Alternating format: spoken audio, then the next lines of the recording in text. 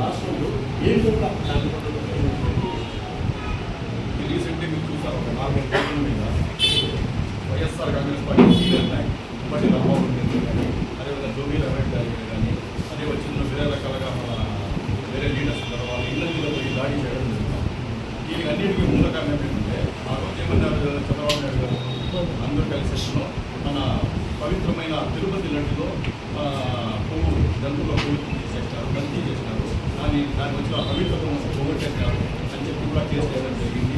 చాలా వరకు చాలా మంది మీద అటాక్ చేయడం జరిగింది, అన్ని రకాలుగా చెప్పారు. కానీ ఆ కోర్టు అనేది మా వైఎస్ఆర్ కోర్టు మీద వాళ్ళు అక్కడ కోర్టులో కూడా మనకు వాళ్ళు వచ్చిన ల్యాబ్స్ కానీ సిట్ కానీ సిబిఐ వాళ్ళు కొన్ని ల్యాబ్స్ కానీ శాంపుల్స్ పంపించడం జరిగింది.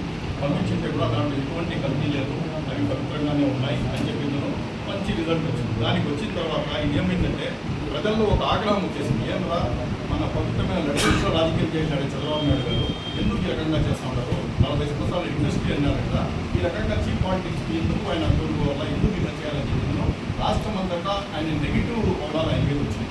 అది చూసి భయపడిపోయి చంద్రబాబు నాయుడు గారు ఏం చేశారంటే ఇంక ఎట్లా తిరిగి ఆయన డైవర్షన్ పాలిటిక్స్లో ఆరితేరిపోయిన వ్యక్తి.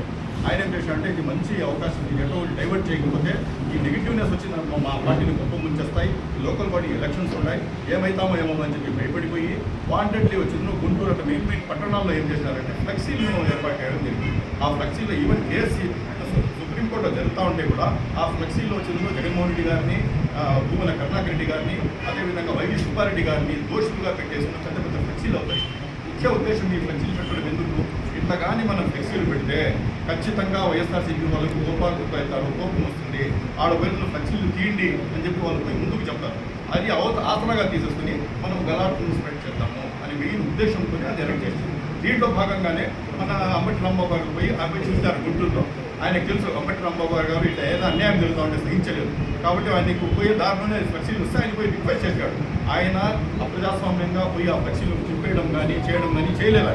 ఆయన పోయి ఆ ఫ్లెక్సీలు వేసిన వాళ్ళతో రిక్వెస్ట్ చేసినాడు, చూడు బాబు ఇది తప్పు, సుప్రీంకోర్టులో కేసు జరుగుతూ ఉంది, మాకు క్లీన్ చిట్ కూడా ల్యాబ్లో టెస్టింగ్లో కూడా క్లియర్ వచ్చింది, ఇది చేయడం మీరు తప్పు అని చెప్పి దయచేసి తీసేయండి అని రిక్వెస్ట్ చేసి ఆయన పోయినాడు. రేపటిలోగా తీసేయండి కూడా పోయినాడు, టైమించి కూడా. అలా రిటర్న్ దేవస్థానానికి పోయేసి పార్టీ ప్రోగ్రాంలో రిటర్న్ వచ్చేటప్పుడు మళ్ళీ చూసి ఆయన అడుగుతాడనే ముఖ్య ఉద్దేశంతో ఆ ఫ్లెక్సీల కాడ మొత్తం వాళ్ళు వచ్చిన వీళ్ళు టీడీపీ కార్యకర్తలు వాళ్ళందరూ జమ అయిపోయి అక్కడ కలర్తో లేడీస్ ఆ కార్యకర్తలను ముందు పెట్టేసి ఆయన వచ్చే రూట్లో ఆయన మీద దాడి చేయడం, ఆయన తిట్టడము, దూషించడము, రకరకాల బూతులు ఆయన గురించి మాట్లాడడం చేసి దానికి తోడుగా ఈయన కూడా కొంచెం తెలుగు చెప్పినాడు. చెప్పిన తర్వాత ఇదే ఆసరాగా తీసేసుకుని వాళ్ళు పోయి వాళ్ళ ఇండ్ల మీద దాడి చేయడము, వాళ్ళ లేడీస్ని కూడా పెద్ద పెద్ద వాళ్ళ మీద పెట్రోల్ బాంబులు